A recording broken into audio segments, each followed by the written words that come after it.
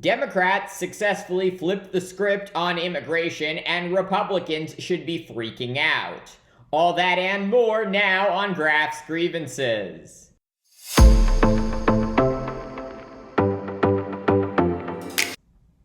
In a resounding victory, Democrat Tom Suozzi defeating Republican Mazi Pilip in that closely watched special election in New York on Tuesday.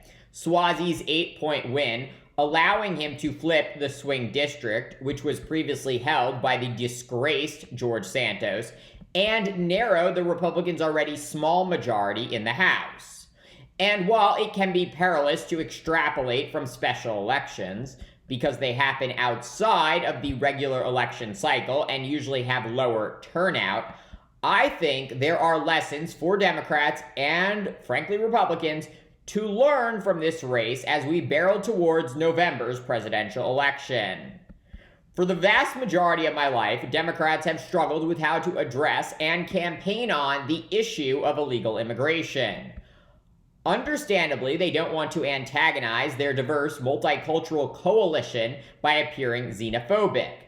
Yet, at the same time, they have to ensure voters, all of whom are legally in America, that they care about public safety and upholding the rule of law. Unlike many Democratic candidates in competitive races, Suozzi did not run away from the issue of border security and illegal immigration. He went on the offense, even as illegal border crossings reached an all-time high in December, and more than 200,000 migrants came to the New York City area over the past 18 months. Suozzi endorsed President Biden's plan to close the border and aggressively called for the deportation of migrants charged with assaulting police officers right outside of his district.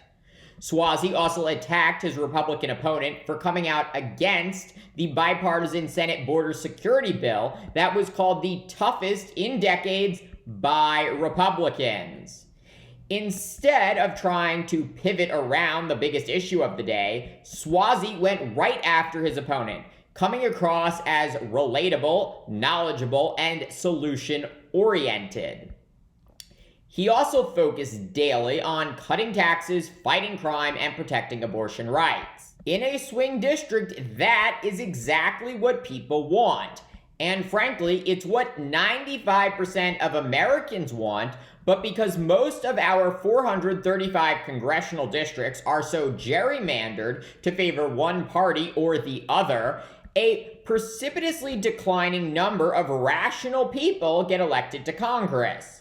But don't be fooled. The pre-Trump Republican Party could have easily won this race.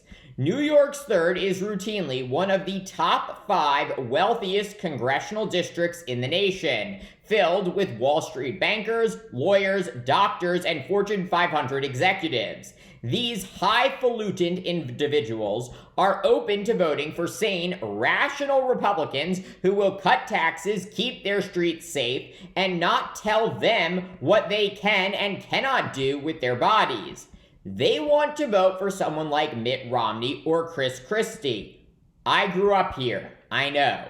Yet, even in a district filled with Mitt Romneys and Chris Christies, the Republican Party can't get any of them to run for Congress because they rightly see the institution as a mess, controlled by radical, crazy Trump acolytes like Marjorie Taylor Greene and Speaker Mike Johnson.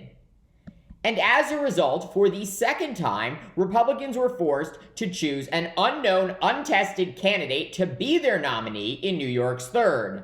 Pilip held almost no public campaign events and declined all but one invitation to debate, where she said she was both pro-life and pro-choice, and refused to say how she would address virtually any issue, instead just complaining that everything is Joe Biden's fault.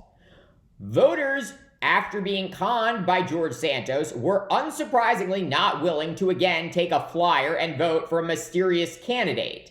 Yet, I can guarantee you there are dozens of rational Republicans in New York's 3rd that could have easily won this race. Tom Suozzi is not some masterful politician or campaigner. He is just cogent. And what is crazy to me is that the Republican Party does not realize this, and instead is choosing to double down on Trump's extremism.